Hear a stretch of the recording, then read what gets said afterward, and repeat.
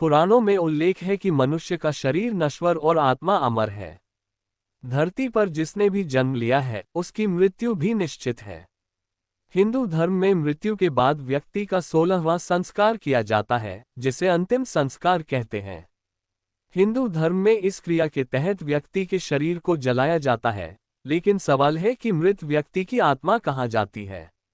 गरुड़ पुराण के अनुसार मृत्यु के बाद व्यक्ति की आत्मा अपनी अंतिम यात्रा पर निकलती है, जिसमें उसे कई पड़ाव पार करने पड़ते हैं। आज हम आपको बताएंगे कि मृत्यु के बाद आत्मा कहाँ जाती है और उसका क्या पुनर्जन्म होता है या नहीं। आत्मा तय करती है लंबा सफर। गरुड़ पुराण के अनुसार मृत्यु के पश्चात आत्मा को बहुत लंबा सफर तय करना पड़ता है। मृत्यु के बाद आत्मा को यमलोक ले जाया जाता है, जहां उसे मृत्यु के देवता यमराज के समक्ष पेश होना पड़ता है। कहते हैं कि इस यात्रा में आत्मा को लगभग 86,000 योजन की दूरी तय करनी पड़ती है। जो मनुष्य अपने जीवन में धार्मिक कार्य करता है और किसी भी जीव या प्राणी को मानसिक या शारीरिक कष्ट नहीं पहुंचाता है, वह आसानी से यमलोक तक पहुंच जाता है।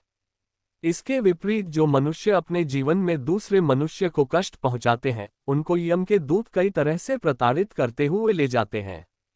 पिंडदान व्यक्ति के परिजनों द्वारा पिंडदान किया जाता है, जिसका आधा हिस्सा मृत व्यक्ति की आत्मा को मिलता है। अगर वह आत्मा दुष्ट प्रवृत्ति की है तो यमदूत आत्मा को पिंड नहीं देते हैं, जिस वजह से आत्मा को भूखा रहकर ही सफर तय करना पड़ता है, जबकि अच्छे कर्म होने पर आत्मा को पिंड का लाभ मिलता है और उसे सफर में परेशानी नहीं होती है। कर्मों के अनुसार मिलता है पुनर्जन्म। गरुड़ पुराण के अनुसार मनुष्य के कर्म ही उसके पुनर्जन्म को निर्धारित करते हैं। मनुष्य अपने जीवन में अच्छे कर्म करता है तो वह सांसारिक बंधनों से मुक्त होकर मोक्ष प्राप्त करता है। वहीं जो मनुष्य अपने जीवन में केवल पाप करता है, उसकी आत्मा को नरक में भेज दिया जाता है। मनुष्य के कर्मों के अनुसार उस आत्मा को यातनाएं दी जाती हैं। नरक में यातनाएं झेलने के बाद आत्मा को पुनर्जन्म मिलता है। पौराणिक शास्त्रों के अनुसार पुनर्जन्म मृत्यु के तीसरे दिन से लेकर 40 दिन में होता है। जिसका जन्म हुआ है उसकी मृत्यु निश्चित है। पृथ्वी पर आए हर एक जीव को इस लोक को छोड़कर जाना पड़ता है। भगवान कृष्ण ने भी गीता उपदेश में आत्मा को लेकर कहा है कि मृत्यु के बाद शरीर भले ही नष्ट हो जाता है, लेकिन आत्मा जीवित रहती है। गरुड़ पुराण में भगवान विष्णु के वाहन पक्षीराज गरुड़ पूछते हैं, नारायण, मृत्यु के बाद आत्मा का क्या होता है और आत्मा कितने दिनों के बाद यमलोक पहुंचती है।